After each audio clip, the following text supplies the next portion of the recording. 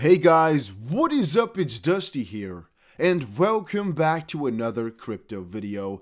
And I just want to quickly say thank you all for pressing the like button, subscribing, and all that type of stuff. You guys' support has been amazing, and I love every single one of you, as you most likely know already.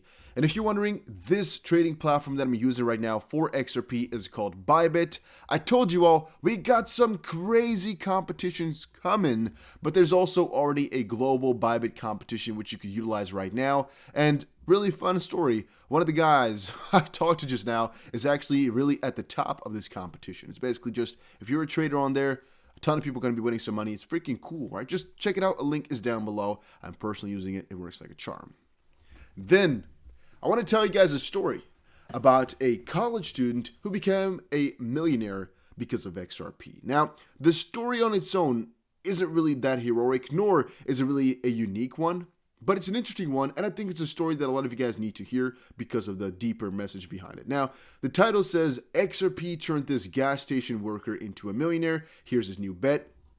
To be completely honest with you, I don't care what his new bet is because our bet as of this point is XRP, but he basically has said that in 2013, he watched a BBC article and that changed his life completely from being a poor psychology student who was trying to make ends meet by working at the gas station into what eventually turned out to be a multi-million-dollar lifestyle. After taking a cryptocurrency deep dive, he decided to put all of his money at the time, which was $4,000, into Bitcoin when the crypto was trading at roughly $150. He was lucky enough to get into crypto in the middle of the first major bull run, but he was more so lucky that he put that money. I mean, it's just going to depend, right? Because, I mean, if you think about it, $4,000 into Bitcoin is definitely still a lot of Bitcoins, so don't get me wrong on that one. But I'm thinking here, he made a really good choice by going for XRP because XRP at the time was $0.005. And since you guys all knew it, 2018, it went to about $3.50, depending on the exchange. So, you know, that ROI is quite a lot greater than what Bitcoin did in that time period. However, I'm not showing this to, you know, brag about his cool actions or what we had done maybe, I don't know. No, it's actually to show you guys something else, and that is, it's really not that much about the timing. You might say, Dusty, but timing here, he was really early into crypto. Yes, but he was buying into a freaking major bull run. He was already buying Bitcoin when it was pretty damn high, and he was actually buying XRP once more, not at the cheapest price. He was a little bit, quote unquote, late to the party. If we're talking about the real early adopters. He was early, don't get me wrong, but he's not that early. Why? Well, if you start to think about it, VeChain, for example, could have been bought at this price a year ago. And XRP could have been bought at 11 cents, which is not 0.5, but 11 cents a year ago as well. You know, yeah, has he really got that much of an advantage? Yeah, because he can still buy in 10 times cheaper. Okay. But that's not the end of things. Like, people will make those excuses saying, oh, but he was early. Oh, but he was this. Oh, but he was that. There are cryptos making this same freaking run every single day. Or at least, let's say, every single week right now. And it's basically just about percentages here. It's a percentage game. You might still say, okay, we're going from 0.005 to another place, which, for example, $3, or maybe he sold earlier at $1, for example. Well, okay, VeChain, I guess, started out at half this price early this year, and we're still going to see it go to, in my opinion, $1 pretty soon. Or I guess it should go to 50 cents. Then it's basically gotten the same amount of gains, right? It's just kind of to put it in perspective here. VeChain, a very good example of that. VeChain was at 0.002 March of 2020. So again, think about that. It's the half of what XRP was like. XRP, let's say you sold it at about $1 because you sold in 2017. Well, if VET goes to 50 cents, it's got exactly the same amount of gains. And that is, again, were you really early if you bought VET in 2020? I'm definitely not going to say so. You're definitely late. However, that is because they bought, or you could have bought, in a little bit before the run. If you're going to buy in a run like this, you're buying just a little bit higher. You have a little bit more risk like this guy had to, but you got to have those bullocks, let's say it like that, to make the bigger money. Point being, it's really not that much about timing. That can make it easier, but that's just the start of things because he was also taking a risk by buying in a little bit higher in such a run. I would always state, you know, it's again, just better to get into it a little bit more expensive than to not get into it at all. And if you really are too freaking afraid of all of that, learn how to freaking trade. Once more, use Bybit or any freaking exchange platform for that matter. Learn how to trade and make more coins because you're afraid to buy them. You know, in this case here, if you're using these inverse perpetuals, you're actually making profit in the coin itself. So for example, if you're using this with Bitcoin, and you're trading, you're actually making Bitcoin for it. Not dollars, but Bitcoin, which some people might like to get yourself more coins. But yeah, I personally like the whole trading thing as well. And I kind of wanted to integrate it into the story because, well, yeah, there's just, I think, a lot of a misconception going on in the idea that you should have been early to make a lot of money with crypto. Man, this guy is making freaking bank by now having an NFT portfolio. You might say that's smart, you might say that's dumb, I don't really know. But he's a multimillionaire right now, $12 million portfolio in NFTs. It's all about making good choices. There's no such thing as, being too late to the crypto space. There's just a thing as being even earlier than somebody else. But you and I are still earlier than so many more people that are about to come. And again, every time we look back on this video, we'll be like, ooh, but that guy was early. Oh, but once you watch this video, you were early. In 2020, we had these exact same discussion because people were telling me, oh yeah, but if only I bought in 2017. Okay, but if you buy right now, for example, 2020, you could have bought XRP at 11 cents, or you could have bought VET at 0.002.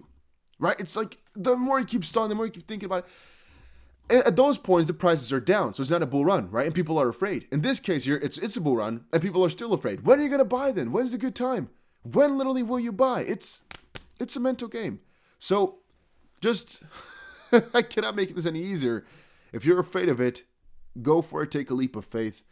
In my opinion, it is all worth the risk. You've done the risk to reward ratio. It's all freaking good. Don't think this is financial advice because once more, you may lose money. But I'm just saying, man, if you're always going to try time to market, you'll never find a good spot. If it's at a low point, you'll think, oh no, we're going down, down, down. If it's at a high spot, you think, oh no, we're going to go down as well. It can always go down. So what's this?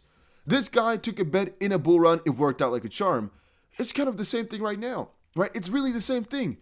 Prices were already inflated at that point.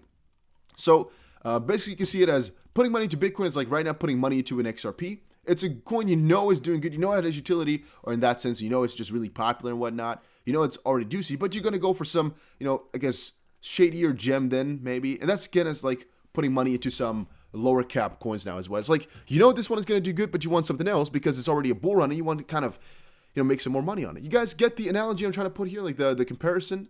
Yeah. Having said that, people are also saying like XRP is not really a big gain or anything like that, or like there isn't really much gains to be had with XRP and stuff like that. Man, I've been checking here, for example, it's freaking annoying, this platform. I hate this website to the freaking end of my abilities. If you, for example, look through here, through the Market Insider chart here, it's actually pretty funny to see what type of percentage gains there actually are with XRP as well, huh? If you just compare that a little bit over, just a couple of time periods, it's really funny in my opinion, just how much money there is to be made still, if you just think about it relatively. For example, if we were to take 2020 here as kind of a baseline, look at those gains then that you could have had if you just bought in last year. But again, at these points, people are too afraid to buy. And now at these points, people are too afraid to buy. Here, people are too afraid to buy because they're thinking, oh no. In every point, people are too afraid to buy. Screw that whole thing of being too afraid. Just, I would say, wing it. And otherwise, if you really want coins, you don't know which ones to buy, you can check out my portfolio. It's over on Patreon. Just quickly letting you guys know. You don't need it though. You can just buy some coins that you think are good. You'll be fine. But if you really want it, it is on there. Then, Doge has been pumping like crazy. You guys have all been noticing it? I have. Doge passes Uniswap and Litecoin to become the 8th largest crypto by market cap. It's been pretty damn crazy, and I want to know from you guys in the comments section down below. Are you a Doge hodler, or do you think it is ridiculously stupid? Let me know down below, right? Just quickly. And also make sure you press the like button if you are enjoying the daily crypto videos, and let me know. Do you think I should give more of these like mental lessons, or more just news only? Because it's really hard for me to tell these stories in a really straight manner, by making it as clear as possible and as really obvious as possible. Because usually whenever I tell a story, there's still a ton of questions. So right now I'm trying to get back to it and really explain it thoroughly. But the basic concept was, if you're going to try time the bottom, you're most likely going to fail. If you're going to wait for the bottom, you're most likely going to fail. It's more so about time in the market rather than timing the markets, which is just get into crypto as early as possible. Don't try to wait for the lowest as possible. And if you really want a better strategy, you can check out Patreon once more for my buying strategies. But then again, you can all think about it yourself, man. It's not that hard in a bull run. It's not hard to make money. I mean, Doge is going crazy. That really shows that anything is possible for that matter. I guess on a positive note, more news related, Ripple partners with Novati Group on XRP adoption. The firm behind XRP is pushing into overseas markets despite its SEC lawsuit. To be completely honest with you, I haven't really, for a second, I think, worried about XRP nor its progress nor its partnerships. But if you have, just take a little bit of a look at what they're doing right now. That might really set your mind straight again. If you see the XRP price dumping a little bit, you're afraid, just take a little bit of a look at what they're still building, what they're doing.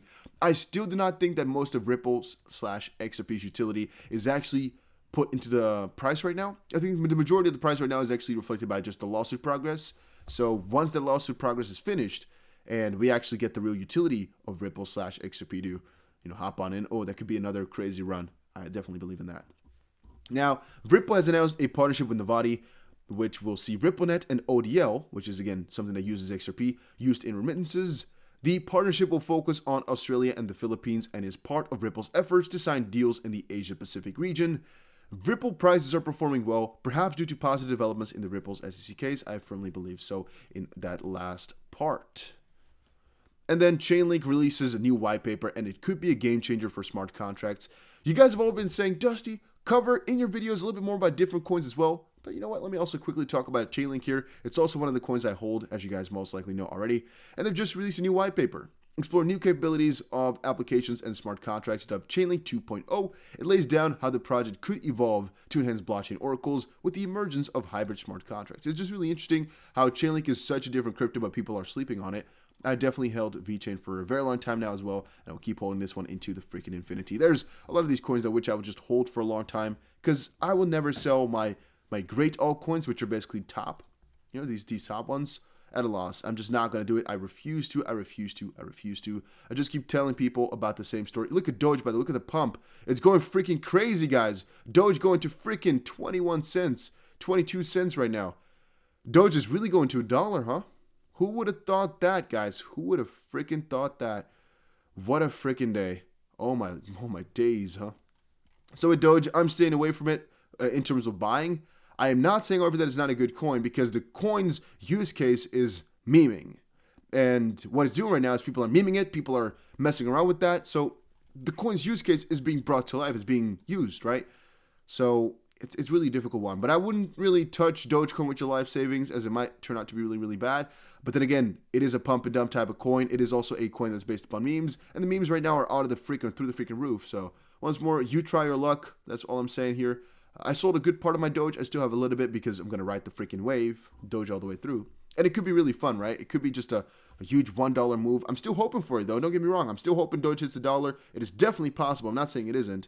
So let's stick around. Let's see. All the people said Doge could never do it. Well, it's been proven wrong time on time again. So never bet against Doge. All you can do is sit on the sidelines watching, but the rocket might surge past. I'm not saying you should buy this. Once more, not financial advice, nor do I think it's really, really good.